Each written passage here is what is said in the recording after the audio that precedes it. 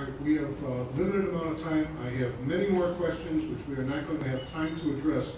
However, I would like to give the live audience here a chance to come up with some of their rebuttal questions if they have some. So if our mic runners could get up and get ready, if you'll put up your hand and I will recognize you, the gentleman in the blue shirt. My name is Fred Rudolph, and I just want to, this is addressed to anyone who cares to answer. Would somebody please give a full definition of cap and trade? Senator Lawson, are you familiar with it? I would like to have a no vote on that, but that is at the federal level, and I serve you in Springfield. I think it'd probably be better, with your permission, if one of the federal representatives would address that. Okay, who's the volunteer? I'll do it. Go ahead. Well, you just got through speaking, so you go first, Randy. Good. Well, I won't give you a full detailed analysis. What I see of it is it's a presentation by representatives, House representatives and senators from California that are pushing energy policy really to control the consumption that we have. So that's the idea of it, is taxing consumption of energy here in Illinois, throughout the country, making determinations of what type of energy we can use, and if we choose to use certain things, to tax it. Just philosophically, I'm opposed to that. I think instead, it's really top-down, enforcing what their philosophy is on the rest of us and costing us jobs.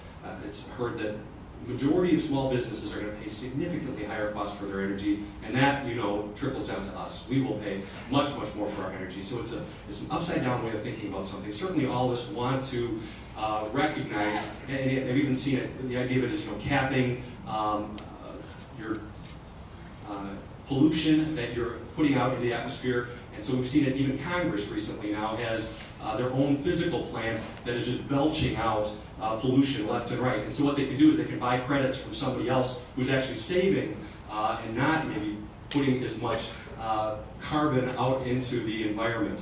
What I think is wrong on that is across the board we should be looking for more economical ways, better ways, more innovative ways to have good, solid energy that we can rely on, that isn't going to cost us, and with the underlying intent that they really want to affect our quality of life. That is my absolute belief, that the leaders in Washington believe we live too high of a quality of life, and that they want to lower that and kind of make it equal with other nations. The significant problem, again, on this is we just control our energy consumption and our pollution here in America. We don't control what's happening overseas. And that is really where significant problems are had. So we handcuff our own businesses and individuals without really addressing a worldwide problem.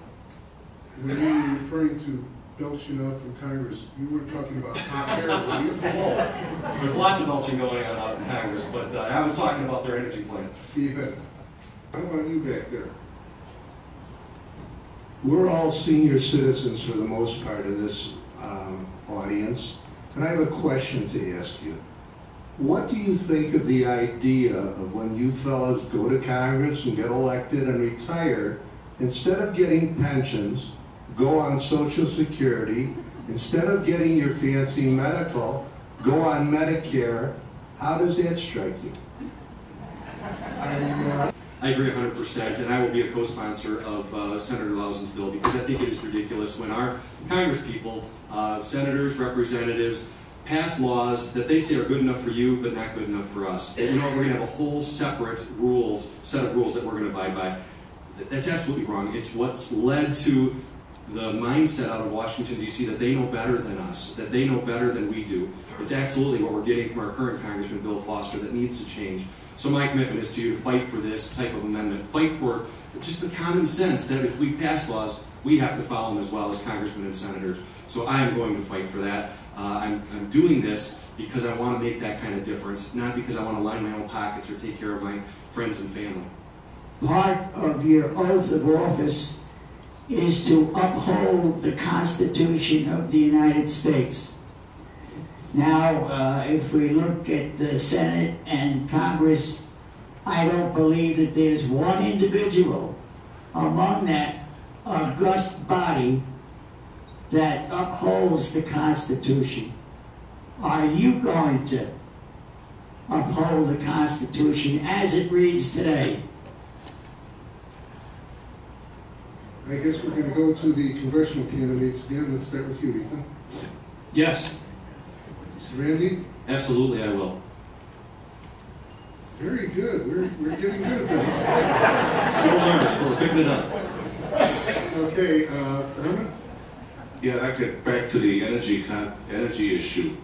I sympathize with the cap and trade idea, the goal to reduce use of fossil fuels. I disagree with the method, which is that all this extra bureaucracy and rules and regulations and court fights about whether or not they exceeded the limit is going to add tremendously to and unnecessarily to business costs. If they do want to use the tax approach, they could just tax the basic source of it, you know, at the starting point of the coal or the petroleum.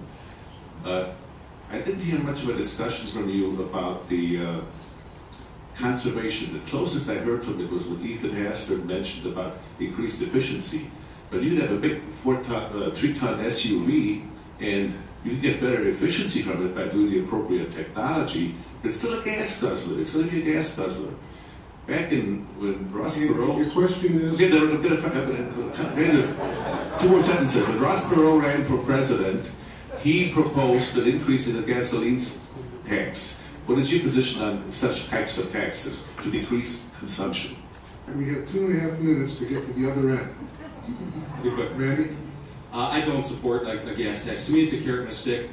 Do we give reason for people to want to care for our environment versus beating them over the head by putting more taxes on them, imposing more taxes from the way that Washington thinks? I think it's backwards. I really think it's an education process. It's all of us feeling like we are stewards of what we've been given here of this earth and wanting to do the best that we possibly can, both corporate and individuals.